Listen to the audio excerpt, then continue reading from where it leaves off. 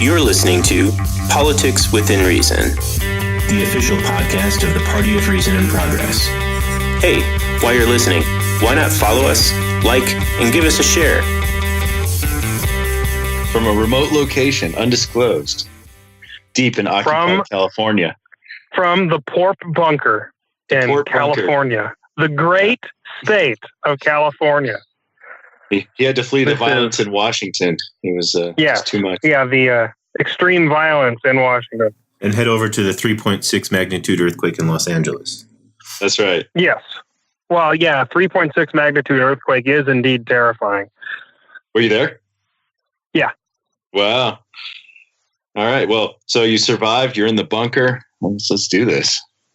I'm in the bunker on a CB radio. Okay. So, Graham Cassidy. Right.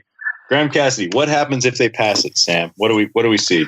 Why don't we tell everyone what Graham Cassidy is? Because this came out on the 13th, I think, right? Yeah, so, essentially there's three major portions of the Graham Cassidy bill. One is that it dramatically cuts subsidies to the insurance companies. Instead of giving more money in targeted subsidies to reduce insurance rates for needy people, it slashes the funding and then just shoves that funding to the states to do with as they please in terms of funding healthcare. The second is that it removes consumer protection for people that are entering the health insurance market. So the two ways it does that are by allowing states to cut essential benefits from the bill, from the health insurance market. So in other words, that is a provision of any health insurance plan that any health insurance company offering that plan is required to provide. So ambulance care, mental health care, maternity care, prescription drug coverage, etc. So it also allows states to remove restrictions on insurance plans that prevent them from doing things like instituting a yearly cap on benefits or a lifetime cap on benefits. And it allows states to allow insurance companies to discriminate against people with pre-existing conditions. And even raise their premiums immediately as soon as they get a pre-existing condition, as I understand it, right? Yeah, it's going to depend on how the individual states regulate the insurance market. Essentially, This bill is, we're going to slash funding, we're going to take money away from large states and give it to small states. In other words, we're going to take money away from blue states and we're going to give it to red states. On average, Texas does lose money. Yeah, Rand Paul's been making this point of all people that this would be a big giveaway from blue states to red states. And he's, of course, in a state that actually did take the Medicaid expansion. And so his state would lose out. And so there's a little bit of self-interest there. But a terrific group of senators from that state, by the way. I believe Mitch McConnell is his compatriot. So what are they saying that the benefits of this plan are? Because so far all I've heard is a lot of negative things. I have heard repeal Obamacare, # MAGA. That's pretty much, that's the impression I get. Obama did it, so it's bad. Therefore, it must be undone. The end. Yeah, buy it because I said so. In reality, right, the reason they want to do it this year is because they can't do big tax cuts without first cutting people's health care. They have to save money on health care before they can transfer the health care money back up to the wealthy. And that's really an impetus here. The reason they're pushing so hard for this, they have to get this done by September 30 for it to fall under this fiscal year. And then next fiscal year, they can use the reconciliation process? Is that what it's called? Where they only need 50 votes? Yes. And they can only use that. It's a very weird, archaic set of rules, but they can only use it under certain circumstances, and they can't use it back to back in the same fiscal year. And so the idea is that if you save money in fiscal year 17 by cutting people's health care, you can then transfer that money in fiscal year 18 without 60 votes to the wealthiest in this country. Right. I'm not sure what the arcane rules on budget reconciliation are. I'm not sure that many people outside of the Senate parliamentarian really have a good handle on it. Yeah. But my understanding is it has to be revenue neutral or better, meaning like it either has to not cost money or it has to save money. The idea is, yes, it would actually save money, right? The Graham Cassidy would, exactly as you say, because they're spending less money covering people's healthcare costs, it would save money. And then they can use that saved money to go to the tax cuts they would like to do.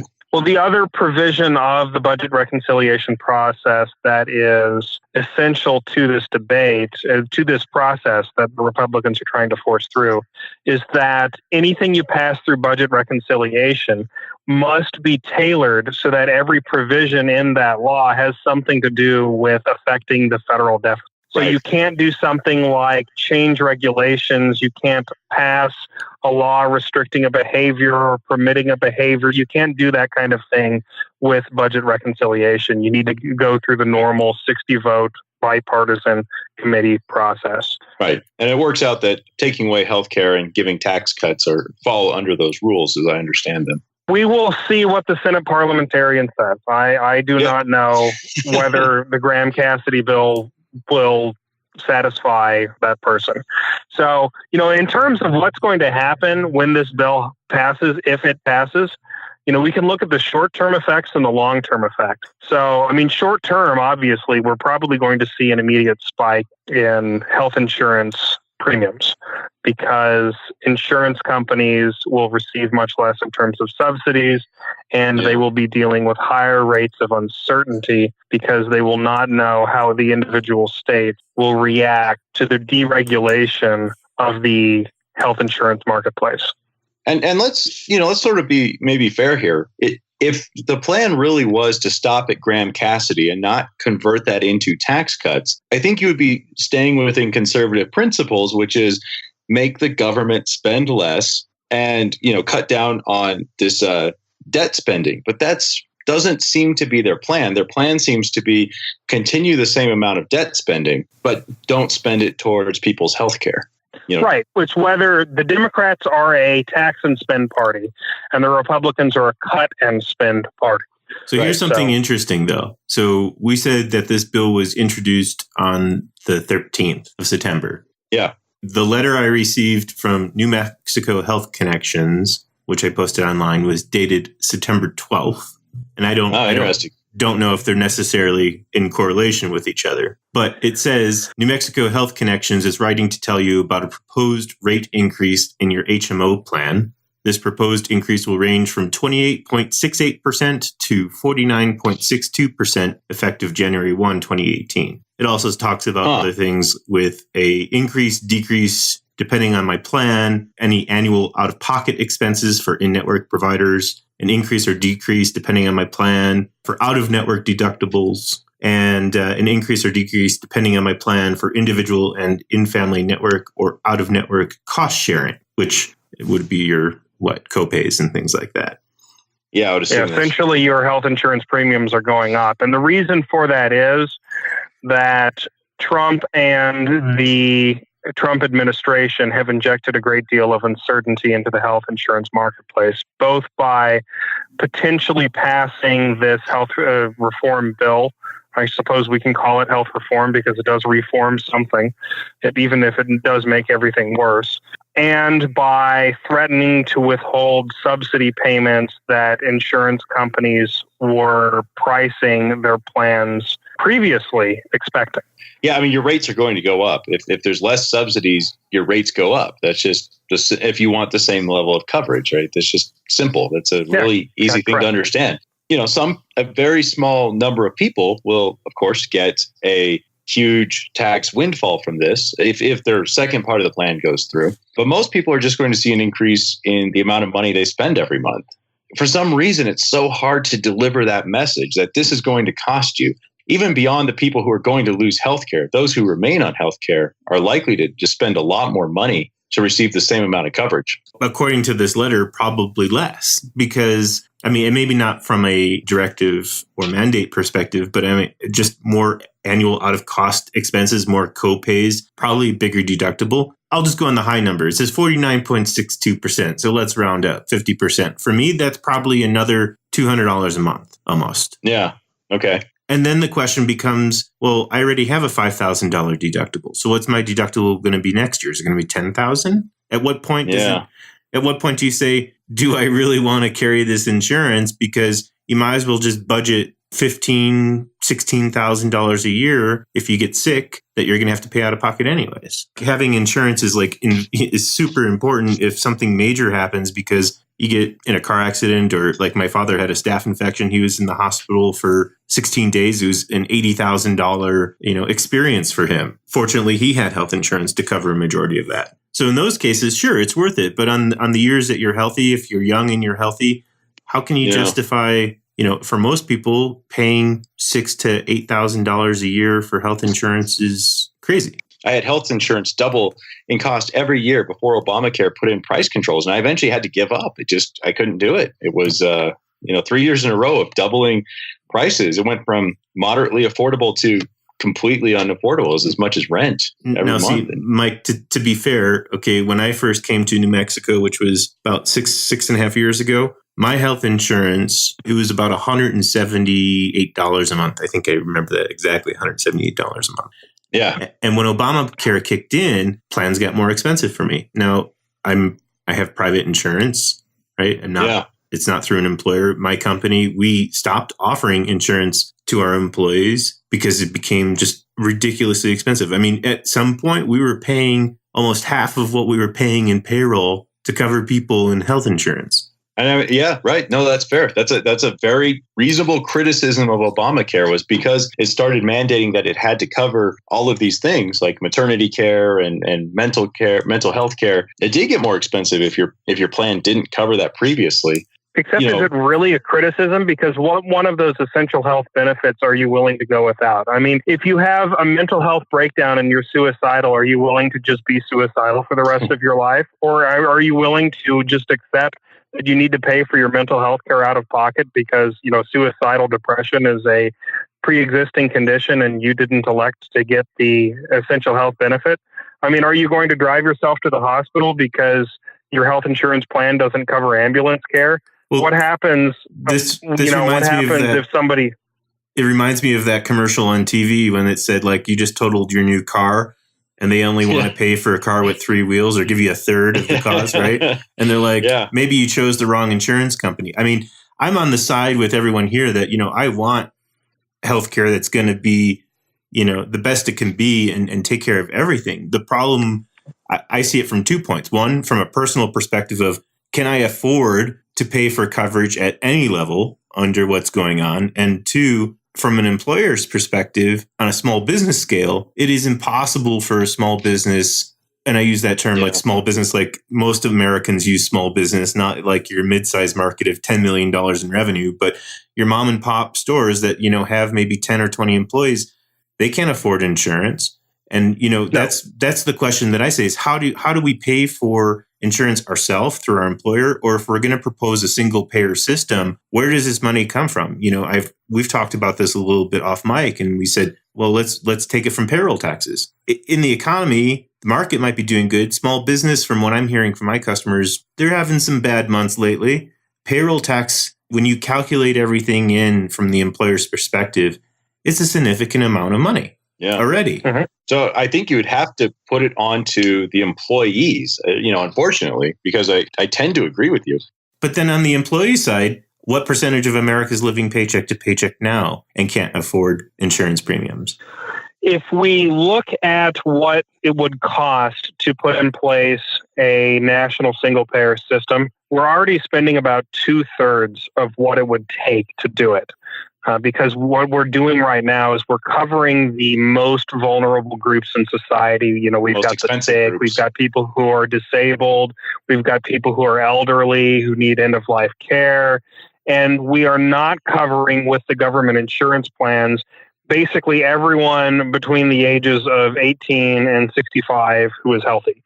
Those are the people that we're leaving to private insurance with a third more expenditure. Even assuming, we don't put in place any sort of cost control, we don't even let Medicare or Medicaid or whatever agency ends up running this program negotiate down the cost of services, negotiate down the cost of prescription drugs. Even assuming that, it's not that much more money. And then if we also eliminate I want to stop right there for 1 second and ask you a question about the cost control stuff, because the insurance companies have already done that with a lot of the providers and pharmaceutical companies, and those prices are still out of line. When you get a bill from the hospital and then you get an EOB from your insurance provider and it'll say, contracted price, discounted price, this is what your plan paid and this is your responsibility. I feel like those numbers are super inflated, right?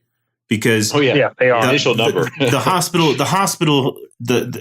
insurance provider has a contract with the hospital. The insurance company is not driving business to that hospital, right? They're not saying, hey, go to Presbyterian Hospital or go to St. Vincent's Hospital. They'll refer you to hospitals that are in network or on their website, but they're not the marketing companies for these large hospital institutions. What I want to see is our government come in and actually regulate these industries to say, this is what you can charge. And that's what they do right now with Medicare and Medicaid. Yeah, Medicare does that already.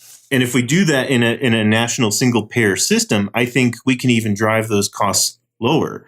But let's think about the other advantage of a single payer, right? Which is that you don't have to deal with so many different groups. You're just dealing with one main group. And I hope that means that you can make things a lot more efficient in your billing departments. Maybe that saves you a lot of overhead right away, right? Maybe that means the doctor's office can cut back. Maybe there's other things. It certainly does. It does, right? So maybe that gets you closer to that third that we're already missing, right? Maybe that makes it a couple percentage less that you have to make up the difference for.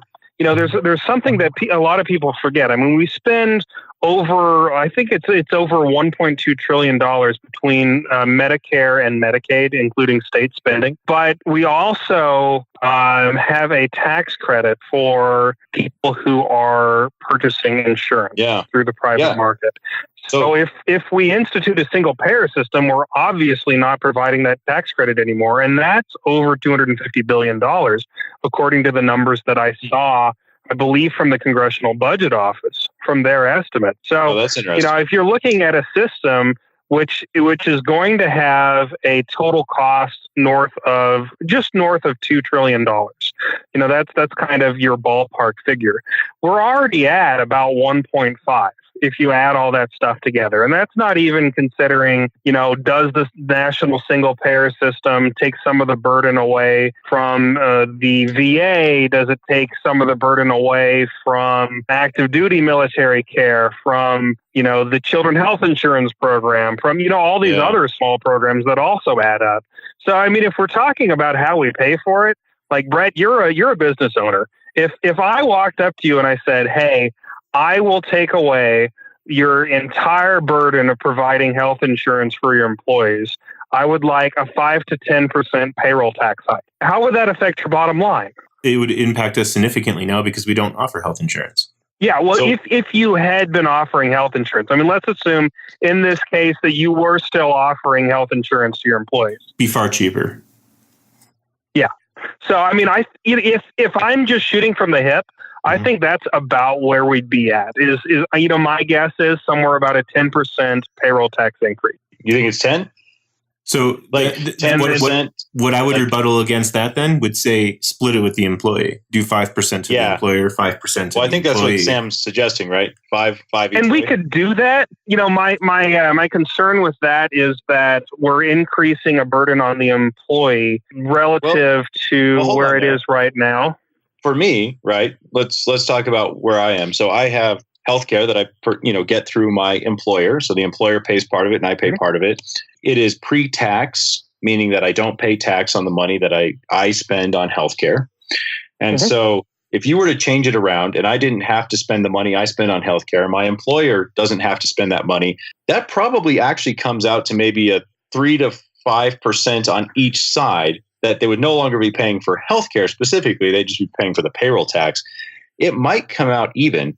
I would actually probably end up paying a little more in taxes, but maybe not much more because I'm actually getting healthcare now, right? My actual total expenditures may actually come out pretty similar.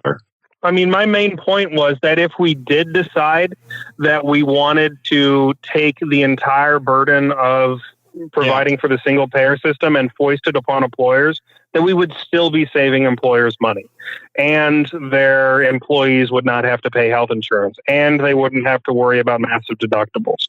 And that's that already pays health insurance for their employees. Right. Yeah. Which is most large companies. Yeah, that's right. I mean, most companies do provide, most employers do provide health insurance to their employees if you weight it by the number of employees in that organization. So, Bob's Corner Store probably is not doing it, but, Walmart does. Yeah. Because they have so many people, they're required to. I think there's some case to be made to put some of the burden on employees, especially employees who would no longer be paying health insurance separately. So you're not just trying to burden all the companies. But that said, and we can talk about that. I mean, that's all a perfectly fine discussion to have. But to me, how we pay for it, like we've established that the cost is relatively affordable, that it would save everybody money. Whether the employee pays all of it in terms of an additional Medicare tax hike of, let's say 10%, or the employer pays all of it, or some mix in between. It doesn't matter. Everybody's better off. The cost of labor goes down. The cost of healthcare goes down. Everybody's covered, and it's all good. Man, everyone's on the same page, right? You're not a company trying to compete with a better healthcare plan, right? You're just everyone's essentially got the same thing, and maybe you'll offer some kind of supplemental, as Germany and other countries do. Actually, it's pretty likely that there'll be some supplemental insurance. Here's where it's effective and I think worth it. If it's a single payer system, it's a nationalized system, and there's no deductible. Right then and there, even if you're taking 5% from the employee, 5% from the employer, or whatever, for people who need healthcare, that's like a perfect system because, look at this. There probably is a deductible, but it's probably not as high as what you're seeing now. Right now, this year. So, Brad, mine's $5,000, right? $5,000, and most likely it's going to go up. I'm guessing it's probably going to be $6,000 to $8,000. Next. So, Brad, you're talking about like the Bernie Sanders healthcare plan that he released. I'm not sure if you looked at the details of it, but basically, no deductible, no copays, no limit on coverage. Covers medical, covers dental, covers prescription drugs, covers vision. So, just all medical expenses are covered as long as they're essential to your health. It's not going to cover elective surgery. Yeah. I mean, and that's possible. When I think of a national system, that's what I think of. Yeah. I think no matter what happens, you walk in, you get treated, you walk out, you owe nothing because you've already paid I think there's some case to be made for at least a small deductible just to make sure that people. I would be okay with that too. Some skin in the game. Yeah. Let's say even $5-10, right? That's not too bad. If that makes it more palatable so people will pass it, I don't care. You could make it an 80-20 split, whatever. Let's make it happen. I don't care. Sure. I want single payer of some sort. I don't care about the details as long as it improves people's lives. Let's make it happen. Whoever pays for it, it's going to be the employee, employer. If we want to confiscate all of Trump's buildings and turn them into parking lots and use the revenue to pay for the national single payer plan, that's my preference. But I don't think that's going to happen right now. So, I'm pretty sure that's likely. So, right. I mean, that's what I see as the Democrats getting on board with this plan is they're doing essentially what Republicans did on just saying we're going to repeal Obamacare, and people were willing to leave the details up to them. They, of course, hadn't really thought through the details. And I think the Democrats have really thought through at least a few details, or at least they know what they want to deliver on the other side. And they want to deliver on the other side more coverage. Yeah, it's going to be messy trying to figure out what will be covered and what we'll pay for. And it may be that it'll just be a public option, meaning everyone can buy into Medicare, which would still be a step forward. But what really gets me? I have been paying for Medicare for half my life, Medicaid, Medicare. I've never used it. I spend a significant amount of money every year paying for those programs, and I don't mind doing that. I wouldn't mind paying a little more and getting to use it. No one on Medicare is like, no, I hate this program. I would never want to have it. Like, get rid of it. It's not the best program ever, sure. But once you have Medicare, people really like it. Let's talk about the gloom and doom. All right. So they have this stuff coming up, bills coming out, rating. Should we talk about exactly what's going to happen if Graham Cassidy passes? What's going to happen? Let's do it. It eliminates the Medicaid expansion. So everybody, those 11 million or so people that are mostly working, poor Americans, barely able to get by, they don't have any free health care through the government anymore, or at least the federal government no longer provides any funding for the states to expand their Medicaid program. So if they want to do it, they've got to hike state taxes and figure out how to do all that extra work. It eliminates cost-sharing subsidies between the federal government and the insurance companies. It eliminates a significant amount of the tax credits that people get when they purchase insurance. So, part of that $250 billion, I'm assuming, that I told you about earlier. It eliminates the individual and employer mandate. So you've got companies that will be no longer offering health insurance to their workers, and you will have no incentive for healthy people to buy health insurance as it becomes more expensive, which it is guaranteed that it will. So taxes are mostly unchanged. The essential health benefits, it leaves up to the states to do whatever they want to do. So essentially states can axe portions of them, Then the essential health benefits are, of course, consumer protections that mandate that your insurance has to mean something. You can't just have a piece of paper that says insurance stapled to your forehead that you give, Blue Cross $5 a month for, and then they'll cover the first $50 of your medical bills, whenever it happens. It has to actually cover what's happening to you. It modifies price restrictions on older Americans. And can we talk about the kind of craziness of Cassidy being the co-sponsor of this? He was the one who came on Jimmy Kimmel, and he says, Jimmy Kimmel comes out with this really passionate plea about his child who was born who had these health issues.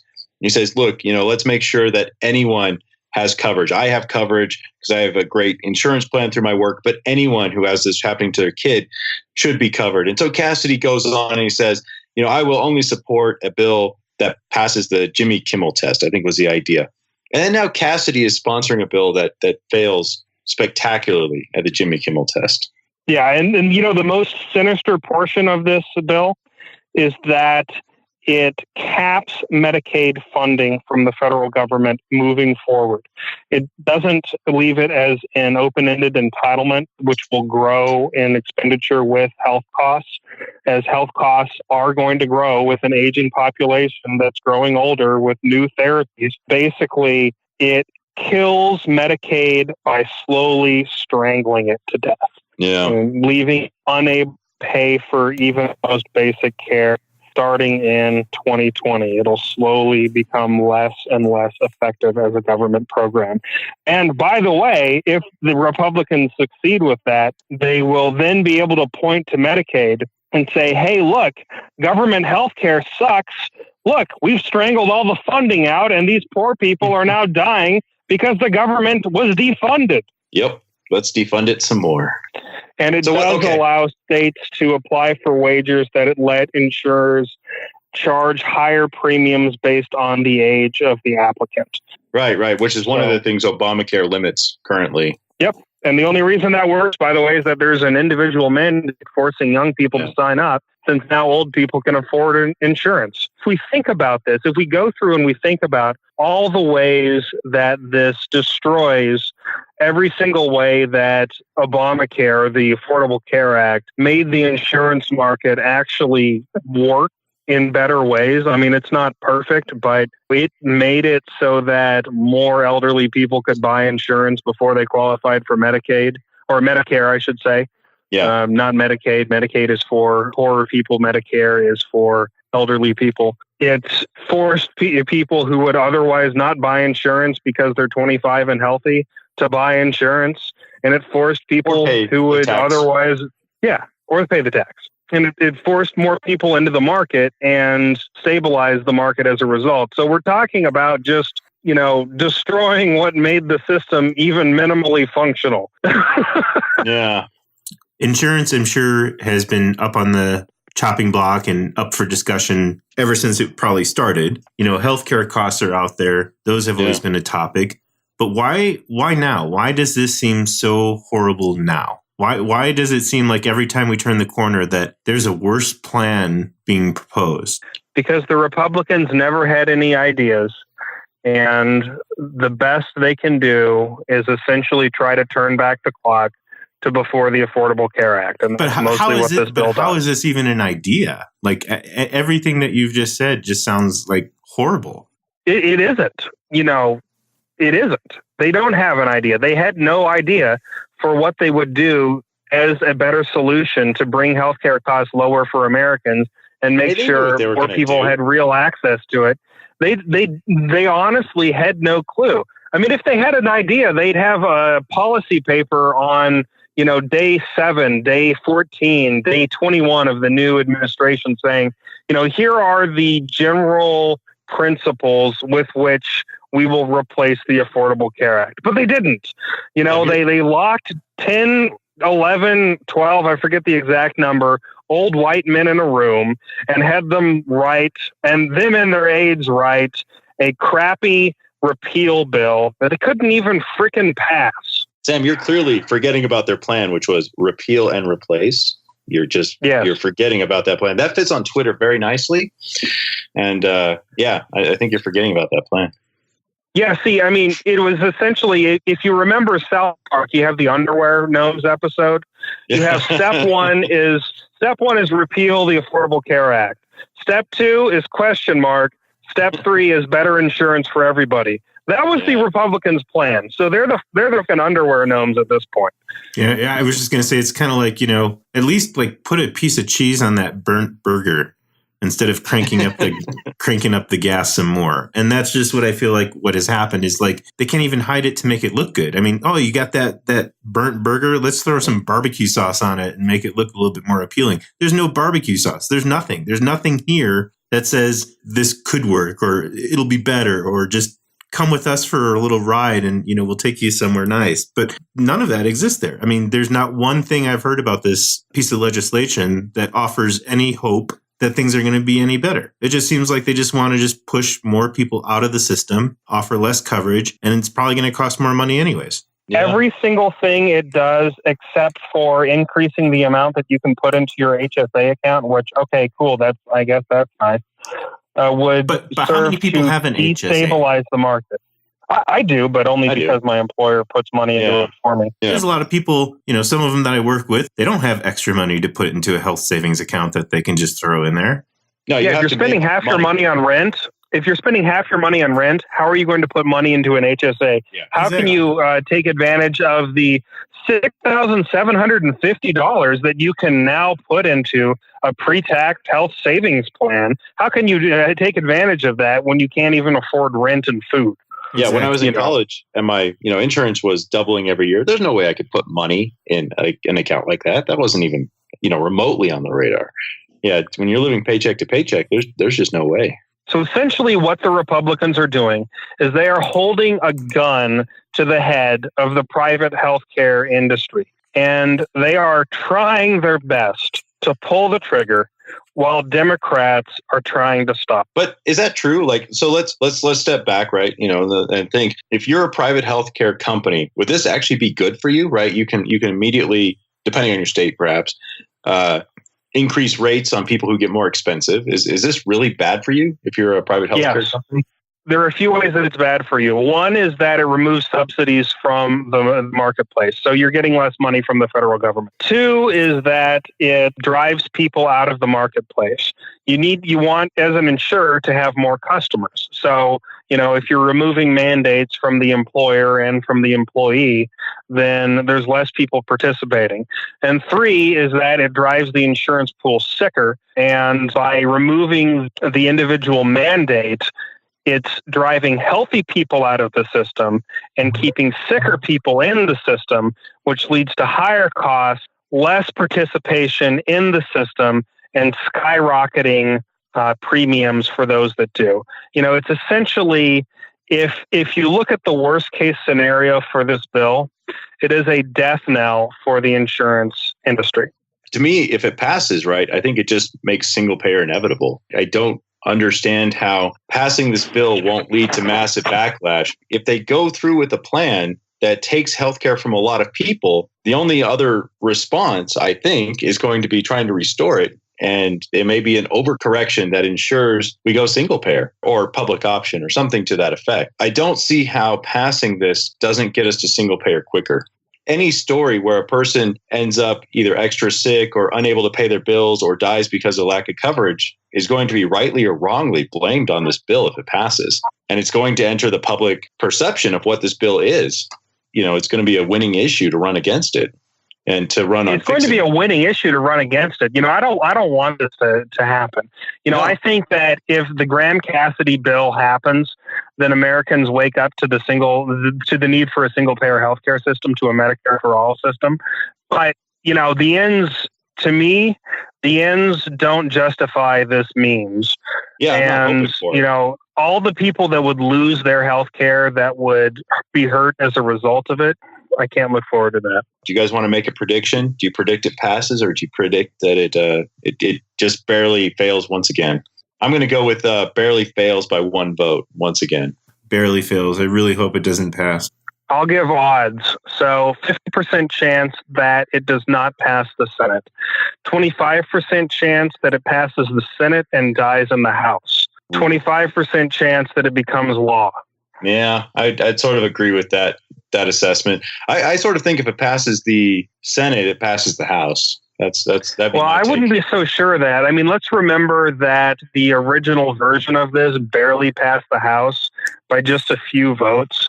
And a lot of those Republicans, when interviewed, basically said, hey, we can leave it up to the Senate to fix it. We just needed to pass something. So, I mean, if it gets to a reconciliation vote and Mitch McConnell and Paul Ryan get together and say, hey, it's going to be an up or down vote. I mean, do every one of those people that voted yes because they thought that the Senate were, more responsible adults and could write a better bill, will they vote yes to something that, takes 30 million people off of the insurance? Are they going to do that? I don't know. Yeah, that's a good question. I mean, the other possibility is they pass Graham-Cassidy and it goes into where the House and the Senate have to work it out, and you get something completely different, right? They just have to pass something, and then they can modify it, as I understand it, through this process where they have to make a House bill and a Senate bill match up. I'm not 100% sure how that works, but yeah, I don't know if they would. I think the Republicans are so tired of this that they'd want it to be a straight up or down vote, and if it's a down vote, then it's a down vote. Hey Nation, we want to hear from you, our listeners, so go ahead and reach out to us on Facebook or give us a call at 202-681-2274. We might even play you on the show. Politics Within Reason is a project of the Party of Reason and Progress, a registered 527 political organization. Don't forget to rate us on iTunes or whatever you use to listen to your podcasts. Thanks for your support, and until next week, this is Politics Within Reason.